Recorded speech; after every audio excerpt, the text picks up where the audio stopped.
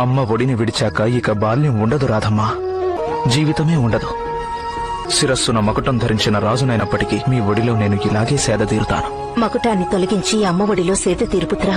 ప్రస్తుతం నాకు ఒక్క విషయం ఆనందం కలిగిస్తోంది. చాలా సంవత్సరాల తర్వాత నా పుత్రుని ముఖం మీద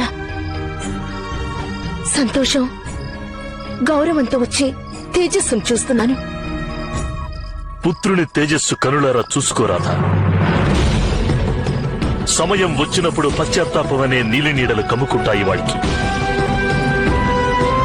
లోకులనుకుంటారు పదవీకాంక్షన్నది జీవితాంతం అవమానమే మిగిల్చింది కర్ణునికి అని. పితృదేవా, మీరన్నది నాకు అర్థం కాలేదు. రాళ్లలో కలిసిన రత్నాన్ని కూడా రాయిగానే పరిగణిస్తారు పుత్ర.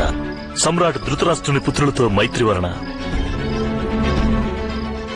నీకు గౌరవ ప్రతిష్టలు లభించం. వెళ్ళు.